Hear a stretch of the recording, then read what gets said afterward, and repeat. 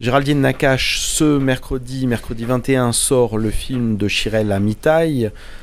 Qu'est-ce qui, comme première question, vous a séduit dans le scénario? Qu'est-ce qui a fait écho en vous, notamment par rapport à l'actualité? Quand je lis le scénario de Chirel, je lis la fiction, cette histoire de trois sœurs, d'héritage, mais je ne peux pas oublier le mien d'héritage. Donc je comprends le sien, je comprends ce qu'elle veut raconter, bien sûr. Donc ça me parle, bien entendu que ça me parle. Et aujourd'hui, même s'il ne faut pas que ça passe pour de la récupération cynique, à qui ça ne parle pas? Encore plus. Et elle parlait de Télétobies, et c'est ça, c'est qu'on nous demande tout le temps de donner un avis. Et surtout, on passe un peu pour Lara Fabian, Maria Carré, quand on dit qu'on espère l'espoir, qu'on a de l'espoir pour la paix. Ça suffit maintenant de nous obliger à être radical comme ça et essayer. Ça suffit. On a tous marché, on était 4 millions à marcher, c'est bien qu'on ait 4 millions de bisounours alors. Donc voilà, donc aujourd'hui c'est important de ne pas avoir honte de réclamer la paix, et en tout cas d'avoir de l'espoir. Et d'avancer ensemble vers l'espoir et de ne pas demander sans arrêt aux artistes de dire mais non mais dites-nous, faites pas de la langue de bois, c'est pas de la langue de bois. L'espoir c'est pas de la langue de bois. Et Chirel elle est arrivée avec son scénario qui était plein d'espoir et pourtant on n'était pas dans ces conditions-là au moment où je l'ai lu, c'est-à-dire il y a plus d'1 an. Et on avait déjà envie de parler de ça. Il y a 20 ans, elle avait été secouée par tout ça et ça l'habitait, ça nous habite tous aujourd'hui. Donc c'est une bonne raison pour dire qu'aujourd'hui ça suffit de devoir donner un avis comme ça, tranché, d'être pour ou contre, d'être jaune ou noir ou blanc, ça suffit quoi, ça suffit. Donc c'est la bonne occasion, athlète, pour parler de ça aussi. Je vais juste rajouter, c'est vrai ce qu'elle dit Géraldine, c'est la distribution des points permanentes, c'est-à-dire c'est qui les méchants là et c'est qui les gentils. Alors c'est qui les gentils. Alors vous êtes en fait. Donc on va jouer aux arbitres, hein, on a 2 équipes et puis on va sortir le carton rouge là tout le temps et puis de temps en temps un petit carton jaune. Stop. Je veux dire c'est juste ce truc de en permanence attiser la division et en permanence devoir prendre position. Oui, parce que ça crée le débat, soi-disant, et puis ça fabrique ce qu'on voit sur les réseaux sociaux, ce qu'ils appellent le buzz, tout ça. Donc c'est un peu plus excitant, naturellement, que de dire juste on attend un arc-en-ciel, quoi. Dans le film apparaît un certain nombre d'images d'archives, notamment liées à l'assassinat d'Yitzhak Rabin. Est-ce que c'est un élément important dans le film? Chirel nous en parlait à nous toutes. Elle voulait absolument qu'il y ait une grande partie du discours de Rabin plein cadre dans son film. Et c'était... pour elle, il n'y avait pas de cas, que ça n'existe pas dans son film. Mais c'est marrant parce qu'aujourd'hui, là, j'ai vu il n'y a pas longtemps Les Héritiers. Dans pas mal de films comme ça, donc dans de la fiction, c'est important de ramener la réalité. Et je trouve que Chirel utilise brillamment ces images d'archives parce que c'est jamais évident, parce qu'on est encore une fois dans de la fiction.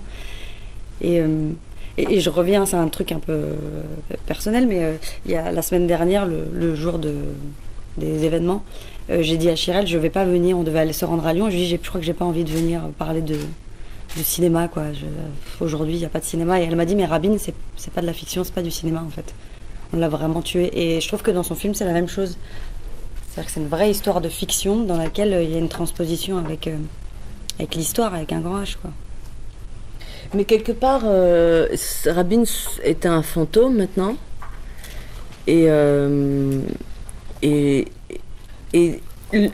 Enfin bon, je voulais parler de la paix, et puis je me suis donc posé la question, je me suis dit ça serait pas mal si j'arrivais à faire cohabiter le visible et l'invisible.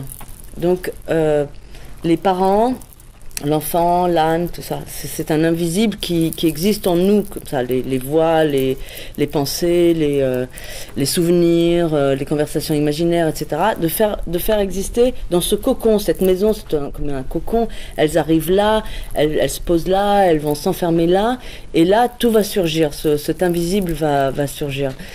Bah, quelque part, Rabin fait partie de l'invisible. C'est aussi, voilà, il fait partie de cet invisible. On ne veut peut-être pas trop le voir ou pas trop se souvenir. Ça fait peut-être trop mal de se souvenir. Mais ça fait partie de l'invisible. Donc là où pour les parents, pour l'enfant, pour l'âne, je voulais en cas de traitement d'image en tout cas. Enfin, je voulais pas que ça soit différent, je voulais que ça soit exactement pareil que tout le monde, enfin le bordel, quoi, le bordel familial qui continue. Avec Rabin, c'est vrai qu'il fallait faire quelque chose voilà, marquer un tout petit peu ce cadre de cette télé, de ces images. Et si, je sais pas moi, une fois par an, on remettait le discours de Rabin sur toutes les télés, et peut-être que petit à petit ça reviendra, quoi. Voilà, il y a quelqu'un qui a vraiment parlé de ça et c'était vraiment possible et qui a été capable de rigoler avec Arafat et de lui lancer et pas voilà, loin de là. Oui. Chirel Amitaï, parlez-nous de votre choix et du travail que vous avez fait avec les actrices. Celle-là, là. Elle m'a intriguée. Elle m'a intriguée parce que j'ai eu parce que voilà, elle est hyper sympa et tout. elle parle, là. Et puis derrière, que de temps en temps, il y a un truc qui surgit et qui, moi, m'intriguait, m'a éveillé la curiosité. Et surtout, c'est un acteur, c'est quelqu'un...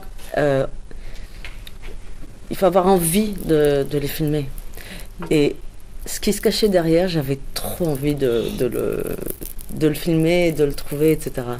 Et je pense que c'est pareil avec Yael, bien sûr, avec Judith, enfin les deux qui ne sont pas là ce soir, mais il faut qu'il y ait c'est un truc de, ouais, il faut être, enfin moi je sentais séduite, il fallait que je sois séduite. Et d'avoir envie d'aller chercher encore chercher un autre truc, voilà. Donc c'était une rencontre, on a pris un café. Non, d'abord il faut à la Géraldine Nakache, c'était convenu qu'on s'appelle, donc elle m'appelle, elle me dit bonjour, c'est Géraldine Nakache, mais je peux pas te parler maintenant parce que je rentre en projection, je t'appelle dans 2 heures, ça te va? Tu te souviens? Je me souviens en revanche que le café a duré 4h30. Voilà. Ça, je me souviens. C'était un très long café. Donc après, on a parlé après, et puis on s'est rencontrés pour avoir un café, et puis ça a duré, tout d'un coup, il faisait nuit, quoi. Et j'avais un PV sur ma voiture. Et voilà. Et puis je crois qu'on n'attendait peut-être pas ça. Et donc ça m'intéressait justement, c'est-à-dire de ne pas sortir les suspects habituels de films arts et essais ou d'auteurs, enfin de chercher quelque chose d'autre.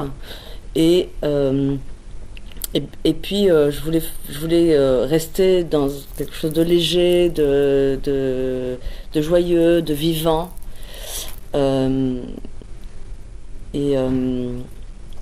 Parce que je pense que c'est par là que ça passe. Le désir et l'espoir, ça passe par ça. Ça passe par quelque chose de vivant, de joyeux, d'animé, pas par une prise de tête intello. J'ai lu 2-3 bouquins quand même. Je suis pas qu'une guignole. Disons que l'investissement il est le même parce que j'ai pour habitude d'être un peu bonne élève, donc l'investissement est le même pour le marsupilami que pour Rendez-vous Athlète. Après c'est la façon d'être regardé peut-être et de diriger bien sûr sur le plateau, sur le moment qui diffère. C'est-à-dire Chirel m'a demandé beaucoup de me taire là où on me demande d'habitude de vas-y improvise. Donc voilà, et c'est en me taisant qu'elle a réussi à choper ce qu'elle voulait voir dans mes yeux en fait. Derrière. Elle est assez étonnante, Géraldine, parce que en fait, à partir du moment où elle se tait, tout d'un coup, c'est le monde entier qui est raconté dans ses yeux, dans ses expressions. Il y a une espèce de, comme ça, un arc-en-ciel extraordinaire qui s'ouvre, quoi. Mais quand tu parles, c'est pas mal aussi, hein, Géraldine. C'est un savant mélange. Quand elle chante et quand elle danse. Géraldine Nakache, dans ce film, vous jouez dans une fratrie de 3 sœurs, celle du milieu. C'est une position particulière. Chirel, elle nous alimentait, elle nous parlait beaucoup. Moi, j'ai un grand frère.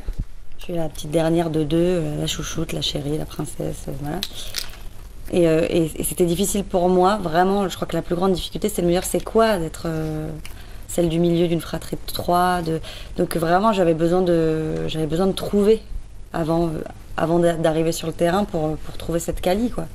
Et vraiment, Chirél, elle m'a alimentée, elle m'a toujours raconté, parlé. Et du coup, voilà, on échangeait en permanence. Et ce qui était formidable avec Chirél, c'est que sur un tournage, bien entendu, personne n'a le temps. Hein. On n'a jamais le temps parce qu'il va faire nuit dans 5 minutes, parce qu'on n'a pas le temps. Voilà.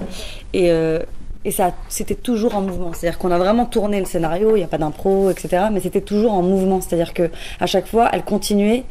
À un moment où elle a une épée de Damoclès sur la tête quand même, elle continuait à chercher, elle continuait à nous dire ah bon vous pensez, parce que il s'agit juste de dire t'es sûr Chirél, je m'assois, je me lève pas plutôt. Pour elle c'est un séisme, c'est un tsunami. Nous on pose juste la question parce qu'on se disait je me voyais debout, mais pour elle c'est quand même un truc où elle s'est dit mais merde j'avais pensé cette scène où elles étaient assises et elle acceptait ça et c'est pas donné à tous et du coup c'est un travail, quoi. C'est toujours évolutif. Il y a plein de séquences qu'on a fait sur le tournage qui sont pas forcément dans le film, mais qui nous ont aidés, même nous, à nous approprier nos personnages. Moi, je me souviens d'une séquence qui est pas dans le film. Elle me parlait souvent de trouver mon Auguste, chercher mon Auguste, et je comprenais pas bien. Je me disais, mais elle me fait me taire. Donc moi, c'est quand je suis le clown, quand je parle, mais en même temps, je dois me taire. C'était compliqué pour moi. Et un jour, elle m'a fait tourner une séquence où après que Arsiné me mette un trait de rouge, de peinture sur le nez, j'allais carrément replanter le pamplemoussier. Et puis je faisais une espèce de danse à la Chaplin. Elle me parlait de Chaplin, donc je faisais une espèce de petite chorégraphie comme ça à la Chaplin, qui est pas dans le film. Mais en fait, moi, elle m'a permis de trouver l'Auguste. Ouais. J'ai fait le clown dans cette séquence. Et je pense qu'effectivement, t'as bien fait de pas la mettre, parce que ça servait à rien dans la structure narrative du truc. Mais moi Géraldine, je veux dire, j'ai encore plus pu trouver Cali. En faisant ce clown sur le tournage entre un action et un coupé, j'ai trouvé quelque chose qui m'a aidé à raconter les autres séquences du film. Et du coup, ça, je la remercie parce que c'était vraiment du training sur le plateau pendant. Et vraiment, on est tellement pris par le temps que les metteurs en scène, souvent, ils te disent « Attends, s'il te plaît, pas là ». Et ça, on avait cette chance-là. Alors que, en plus... En même temps, il faut dire, elles étaient 3, j'étais 1. Donc, voilà.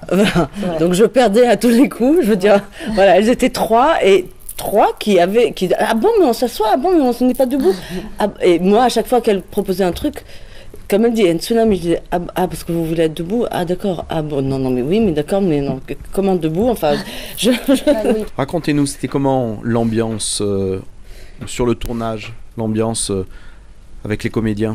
Il s'est passé quelque chose entre nous trois qui n'était pas du cinéma là encore, un truc un peu exceptionnel quoi. C'est-à-dire qu'au tout départ, on parlait de carnation de peau et Chirél se demandait s'il fallait pas en maquiller une plus que l'autre. Et 2 jours après, on se touchait comme des sœurs et Chirél avait du mal quand elle me posait une question, c'était souvent Judith ou Yael qui répondait à ma place. Donc il s'est passé un truc dans le corps en fait. Dans les corps, et aussi beaucoup parce qu'on tournait dans cette maison, on logeait quasiment dans cette maison puisque les loges étaient dans la maison. Donc il y avait un truc où on a vécu ensemble en fait, tous ensemble, y compris avec l'équipe. Ça favorise, à mon avis, ça a imprimé la pellicule. Je pense qu'il n'y a pas de doute sur le fait qu'on est sœurs dans ce film, mais c'était compliqué pour Chirél en fait. Et alors elles étaient très mignonnes parce que de temps en temps elles arrivaient et disaient t'as vu, on a le même grain de beauté dans le même. On cherchait des Elles cherchaient des. C'est vrai.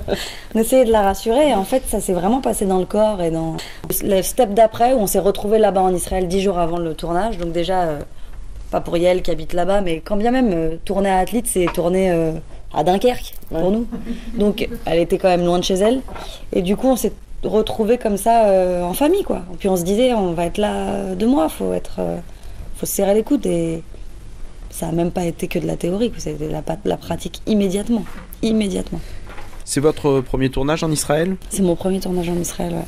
Et c'était dingue parce que là je reviens d'un tournage en Bretagne, quand j'ai un jour off j'allais manger une crêpe. Là quand on avait un jour off on allait à Jérusalem quoi. Je sais pas si vous imaginez le délire quand même de se retrouver. Je me retrouve avec Judith Chemla qui chante dans des églises à Jérusalem, qui se met à chanter parce qu'elle chante de l'opéra. Donc je sais pas si vous imaginez le jour off tout d'un coup, quelle gueule il a et comment on sort pas indemne de ça quoi, parce qu'Israël c'est probablement le pays de l'invisible. Moi je suis partie avec un petit sac à dos de fantôme là-bas.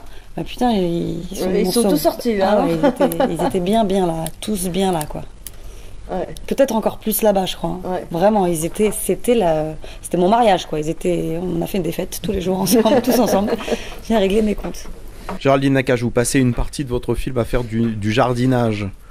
Vous avez pris des cours de jardinage? Alors, celle qui est à ma gauche, est quand même une pro en jardinage. Donc elle m'a filmé, je sais pas, 3 semaines en train de jardiner. Je comprenais plus. À un moment donné, je comprenais plus. Et puis quand j'ai vu le film, j'ai dit ah oui, d'accord. C'est-à-dire qu'il y avait 2 choses. Il y avait le fait que vous pouvez pas faire semblant à un moment donné de jardiner, même si c'est peut-être pas précis. À un moment donné, de déterrer des trucs, il faut utiliser vos forces, quoi. Donc il y avait un peu ça s'est mélangé, la haine de Cali comme ça, de dire je veux pas parler aux humains, je veux être avec de l'organique, là, avec ce qui pousse et en même temps ses pieds qui s'enfoncent dans cette terre, donc ses racines qui te rattrapent. Ça rattrape aussi bien Cali que moi-même. À un moment donné, je me suis posé la question, c'était assez dingue ce qu'elle m'a fait faire avec la terre, quoi. Et puis en revanche, j'ai pris des cours d'hébreu. Mais ça, j'ai moins réussi. C'était plus compliqué. En revanche, ça m'a fait apprendre plein de choses sur le pays. Donc, Chirel m'a fait prendre des cours d'hébreu en France déjà. Je fais 3 mois de cours d'hébreu en tout, pour avoir une demi-séquence en hébreu, dans le film au final. Mais c'était important parce que j'ai compris plein de choses juste en... Oui, parce que la langue, c'est pas rien. En fait, c'est une mentalité, quoi. C'est toute une culture qui vient avec. Ouais. C'est-à-dire que moi, il y a 2 choses que je retiens de mon cours d'hébreu. Alors, pardon si c'est pas du vocabulaire et que je parle pas hébreu, mais j'ai retenu 2 choses. Yalla. C'est qu'en hébreu, il y a 3 temps. Passé, présent, futur. Classe, voilà. Et que c'est pas rien pour raconter un pays aussi. Il n'y a pas d'imparfait du subjonctif, etc. Et donc, straight to the point, quoi. Et puis pour dire pardon, excusez-moi de s'il vous plaît, tous ces trucs qu'on fait nous en français, ça dure des plombes, il y a un mot, c'est Efchar. Oui, Efchar. Et j'ai dit à mon prof, mais si tu rencontres le Premier ministre, tu lui dis Efchar, comme à ta mère. Il m'a dit bah oui. Et je me suis dit ah d'accord. C'est pour ça, ils ont pas le temps, quoi. Personne n'a le temps en fait, faut y aller, quoi. Et du coup, je suis pas du tout bilingue. Mais mon arrivée en Israël s'est passée différemment, bizarrement, parce que j'avais un tout petit, très peu, mais quelques clés sur mon trousseau, quoi. Dans tous les personnages dont on ne sait s'ils sont des fantômes ou des personnages réels, dans votre film apparaît un jeune enfant palestinien qui visiblement pose des questions au personnage interprété par Géraldine Nakache. En tout cas, sur cet aspect de l'invisible, oui. C'est ça là qui peut-être ça pose le plus de problèmes. C'est-à-dire que c'est elle qui dit non mais c'est quoi cette phrase, il n'y avait rien, tout la sort d'où de la Bible, au commencement il n'y avait rien, ici il n'y avait pas rien. Donc elle est déjà dans ce questionnement-là, c'est-à-dire mais enfin en fait moi je réponds, vas-y réponds, c'est toi. Non, t'as quand même écrit le film, hein. Ah bon, c'est moi. Non mais c'est tout, moi je dis c'est comme tout bien dit. Non mais c'est vrai, oui c'est ça. Ça lui apparaît à elle parce que c'est aussi ses questions, c'est son fantôme à elle. On a tous des fantômes différents, donc elle a un peu dispatché les cartes. Mais je pense que quelque part, voilà, le truc des fantômes, c'est que quelque part on brandit facilement les fantômes pour partir en guerre. Je pense que trop facilement. Et ça serait bien qu'on puisse brandir quelques fantômes pour faire la paix.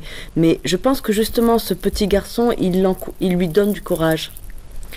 Et il lui dit, quelque part, dans ce dernier regard qu'il lui lance avant de disparaître, il lui dit, vas-y, vends, mais tu me vends avec. Donc s'il y a bien un endroit où l'espoir peut exister, c'est ici, parce que ici, si toi tu arrives à me voir, tu arriveras à faire de sorte que je jouerai aux échecs avec ton père le soir dans la maison.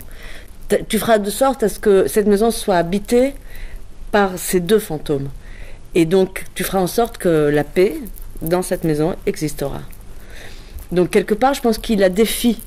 Voilà, ce regard, enfin, il va la chercher parce qu'il peut la défier là-dessus, en lui disant, bon, ok, tu vends, mais tu vendras peut-être à quelqu'un qui ne voudra pas me voir, qui ne voudra pas voir cet invisible-là. Chirel Amitai, c'est quoi cette histoire que vous avez avec les fantômes, que vous faites d'ailleurs par ailleurs apparaître comme des personnages réels, sans trucage particulier? Oui, mais c'est comme si vraiment on matérialisait tout ce qui nous passe par la tête. Ah puis en plus, pour être honnête, les 3 là, toutes très égoïstement et avec un ego comme ça, on se dit mais non, ils n'apparaissent qu'à moi. Ouais. Ils n'apparaissent qu'à moi, je suis l'élu. Ouais.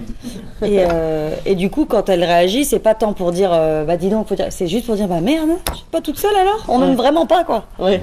On m'aime vraiment pas que moi. Je veux qu'on aime que moi. Et je trouve que ça c'est une réflexion et c'est quelque chose qui est très lié à la famille. C'est très juste tout ce tout ce qu'elle dépeint sur la famille, c'est super juste, c'est très précis, c'est tout petit, mais c'est là-dedans. C'est quand elle fait dire à Kali, je suis ni le premier miracle, ni la dernière chance, je suis un petit truc au milieu qui gêne le passage. Encore une fois, je suis que 2, je suis pas la sœur du milieu, mais quand je le jouais, je me disais, mais bien sûr, on les connaît, les sœurs du milieu, les frères du milieu. Et du coup, c'est des choses qui racontent la famille. Et la famille, c'est universel. On sait tous à quel point c'est dense, c'est compliqué. Et beau. Et beau. Et joyeux. Ouais. Autant que tu as envie de leur casser la gueule. Hein. Ouais, en permanence. Géraldine, les 3 sœurs ont des rapports très différents à la maison. Elles ont des personnalités vraiment très, très marquées les unes et les autres. En tout cas, il y a quelque chose qui se met en place quand elles arrivent dans cette maison. D'ailleurs, elles se le disent. Il y en a une qui veut bouffer, il y en a une autre qui dit allez, on y va, parce qu'il faut pas laisser s'ensevelir sous le nid avec l'émotion. Et l'autre qui veut garder les robes de maman, quoi. Et du coup, il y a un truc qui se met en place quand on arrive là. Et c'est le cas pour beaucoup de nous, c'est pas forcément en Israël, mais la maison des parents, quoi. Moi, je sais que j'arrive chez mes parents, j'ouvre le frigo, même si j'ai pas faim. Enfin, il y a des trucs, non, mais c'est vrai, on a tous des trucs, quoi. On a tous des trucs. Mon frère, il va aux toilettes.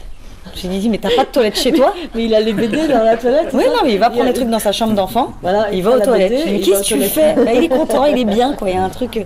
Je vois que quand on arrive dans la maison de nos parents, il y a toujours un truc, quoi. Il se passe quelque chose. C'est de toutes les façons pas calme ou pas. Il se passe pas rien, quoi.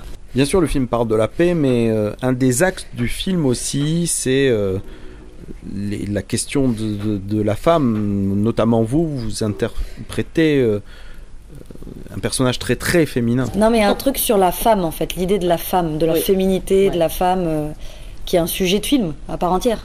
On a toute une féminité, on a toute une féminité déjà. On est toutes sexuées, mais 3 féminités tout à fait différentes. Et je trouve que pour le personnage de Yael, il y a un truc qui passe par la bouffe comme ça, ces plans d'elle qui met la grenade à la bouche. Là, c'est dingue. Ils sont vraiment dingues. Le truc de les mains dans la bouffe, quoi. Donc c'est pour les gens, pour donner, pour offrir, faire quelque chose. Et je le trouve, le film, c'est un vrai film. Alors là, forcément, on parle d'Israël, on parle de la paix, parce que voilà. Mais c'est un vrai film de femme, quoi. C'est un vrai film de femme où on filme la féminité, l'idée de. Même mon personnage à moi, il y a un truc aussi avec la. Il évolue. Ouais, il est dans très, complètement. Il évolue. Parce que c'est quand tu retrouves le courage de l'amour. Ouais. Ma place, quoi. Ta place, que tout d'un coup, tu peux être parmi les femmes avec ces 2 autres femmes. Exactement. C'est à ce moment-là où tout d'un coup, c'est très beau, tu le fais très bien. Ah, merci. Bon, donc je vais faire d'autres films sur la féminité. Non, mais oui, il y a plein on peut le lire, il y a plein de degrés de lecture, quoi.